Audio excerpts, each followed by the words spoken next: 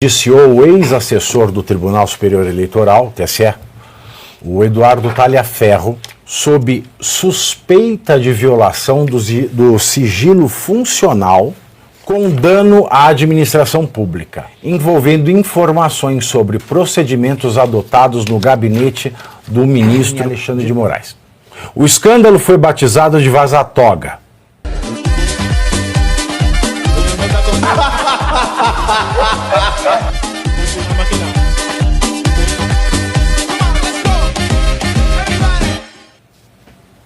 Esta notícia aqui é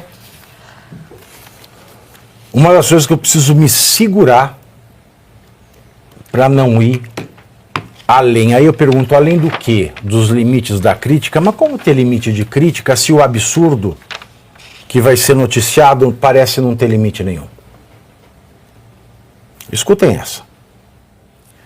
A Polícia Federal indiciou o ex-assessor do Tribunal Superior Eleitoral, TSE, o Eduardo Talhaferro, sob suspeita de violação do sigilo funcional com dano à administração pública, envolvendo informações sobre procedimentos adotados no gabinete do ministro ditador Hitler Mussolini Alexandre de Moraes. O escândalo foi batizado de Vaza-Toga, um caso revelado pelo jornal Folha de São Paulo. Segundo a Polícia Federal, segundo a Gestapo, segundo esta vergonha, Talhaferro ocupava cargo de confiança na assessoria especial de enfrentamento à desinformação no TSE. E aspas, olha o que diz a Gestapo, a Polícia Federal.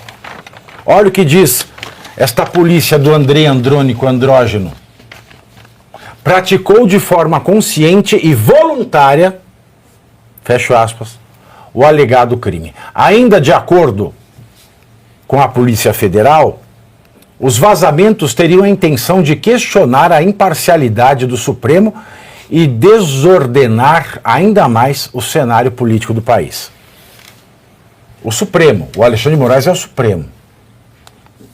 Olha este relatório de merda, porque é esse o adjetivo que esse relatório merece, de merda.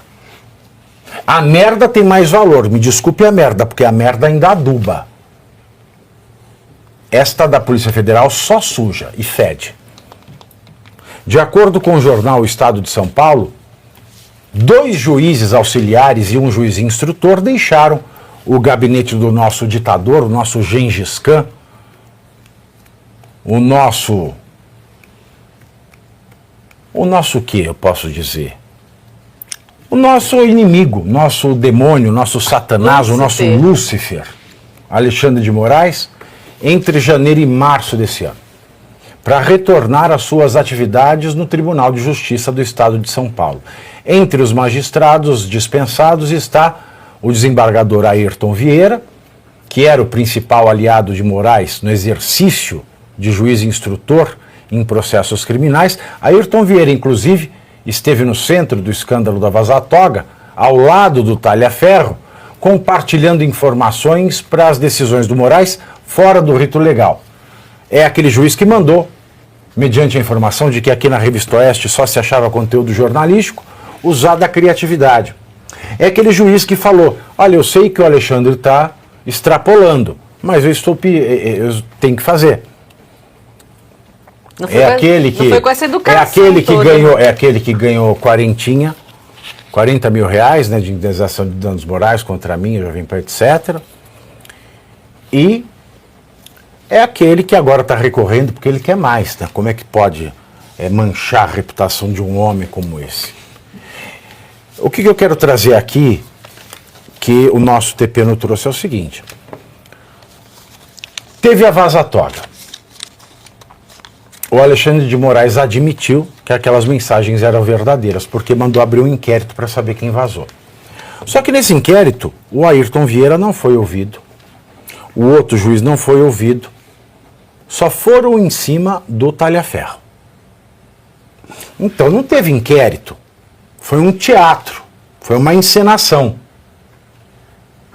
E por que só o Talhaferro é indiciado?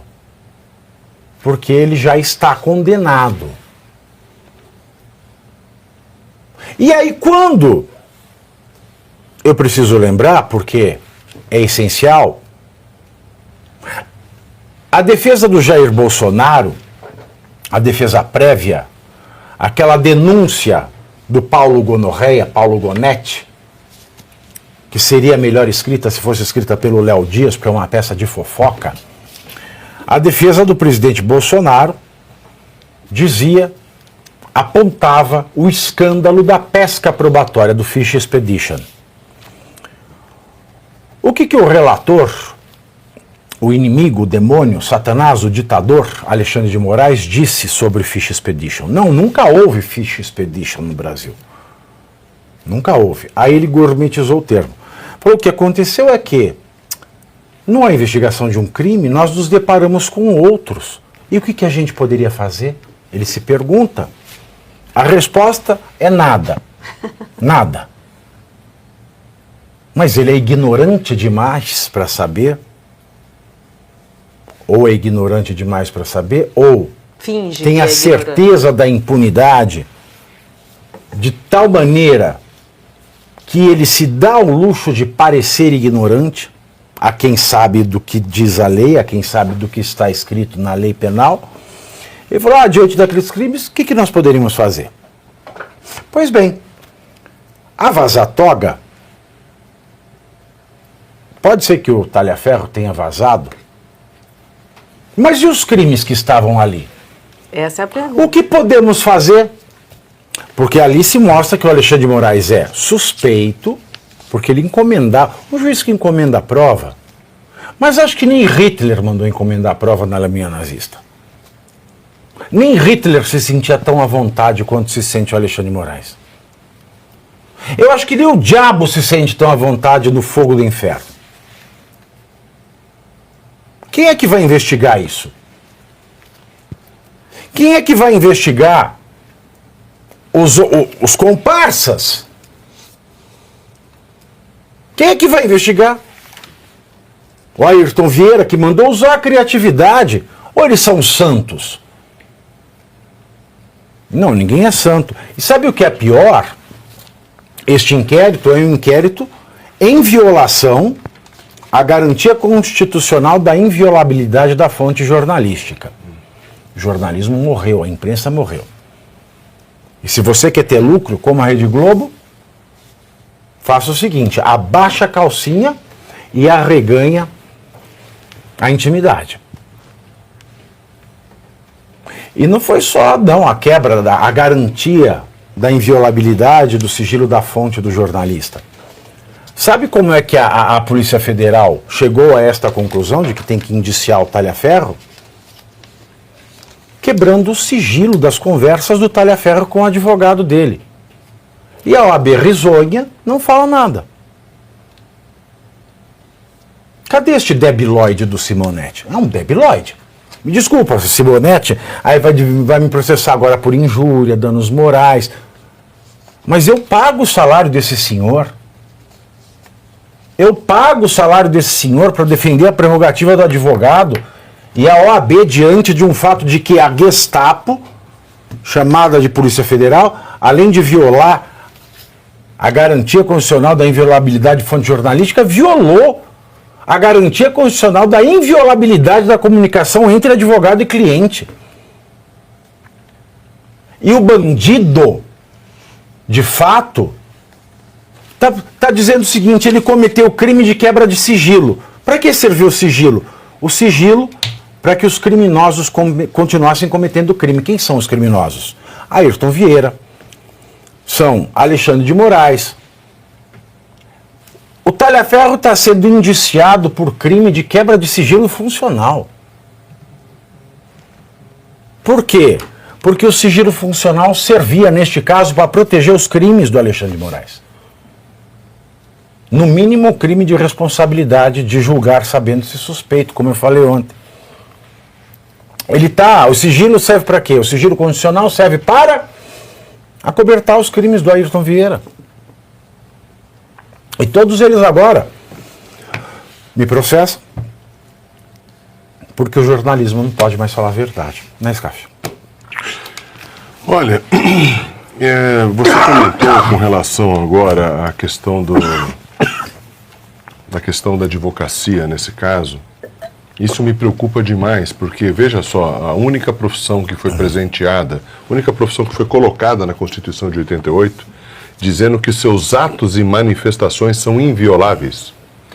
Acho que a palavra inviolável está igual à questão da imunidade parlamentar, né? A gente tem que botar um dicionário e fazer uma lei complementar e colocar na Constituição, para descrever o que significa, porque os parlamentares precisam dizer para os outros poderes o que é inviolável. Então você tem que colocar um dicionário como lei complementar. Aí no artigo 53, a imunidade parlamentar, a gente também não está entendendo o que significa mais, porque ela morreu. Então o que acontece? Tinha que colocar uma lei complementar dizendo, ó, imunidade significa isso, né, e colocar. Porque, não sei, determinadas fontes do judiciário não sabem interpretar a Constituição.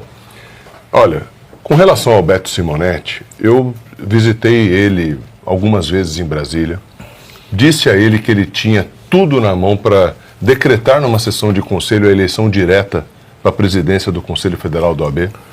Ele se reelegeu indiretamente, presta atenção. Não é que ele foi eleito indiretamente uma vez só. Ele se reelegeu indiretamente. Qual é o propósito disso? São 81 rainhas da Inglaterra que estão lá no Conselho Federal da OAB, 3 de cada estado. Quer dizer, existe um conchavo absoluto para dizer, olha, o próximo presidente é o Antônio. E o próximo do Antônio é a Maria. E depois da Maria é o José. E depois do José é a Cláudia. Quer dizer, está tudo escrito, porque não tem eleição direta, não tem legitimidade. Então, quando o Pavinato diz que ele não toma providência, isso é o normal, viu, Pavinato? Para quem é ilegítimo. Porque, para mim, ele não me representa. Se as 27 seccionais da OAB têm eleição direta para o seu presidente... 27 o que? Seccionais? Seccionais. Não, porque eu só tô tomando nessa história aqui. Continua. As 20 seccionais têm eleição direta. As 27 Por que nós não temos eleições diretas para o presidente da OAB? Exato, você tem 27 presidentes estaduais da OAB, vamos dizer assim, que são eleitos pelo voto dos colegas advogados, todos, as 27. E o presidente da Federal, que fala de democracia, vai nos discursos, adora ir numa posse, adora falar em Estado Democrático de Direito, adora de falar em tudo que está escrito na Constituição. Sabe, estilo Rodrigo Pacheco? Fica lendo a Constituição de trás para frente, dizendo que é inteligente pra caramba. Estilo Rodrigo Pacheco. Mas não toma uma providência de absolutamente nada. Nada. Imagina o assunto do Dr. Sebastião, nosso colega, no dia do julgamento da questão da denúncia. Se eu sou presidente da OAB, eu estaria imediatamente no Supremo.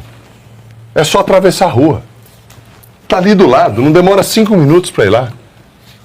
Qual é a graça de ser presidente de uma OAB se você não defende a advocacia? Qual é a graça? Você está lá para defender a advocacia e você não defende a advocacia? É a mesma graça de ser senador e não defender o Estado, de ser deputado e não defender o povo. É a mesma coisa. É a mesma coisa.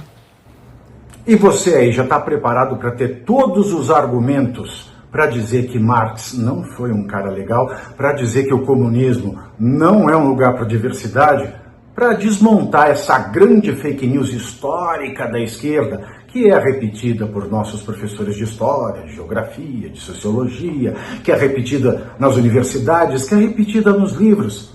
Está preparado para dizer por que Marx não era um cara legal e por que todo marxista raiz também não é, e porque o comunismo é terrível. Você já leu Nos Anais de Marx? Pois é, aqui nesse livro você vai encontrar tudo o que você precisa saber para responder aquele sabichão que diz que Marx é um cara legal. Pois não é. Leia agora Nos Anais de Marx, a trolha do comunismo transviado para encaçapar idiotes. À venda em todas as livrarias do Brasil, pelo site ou nas lojas físicas. Não deixe de ler.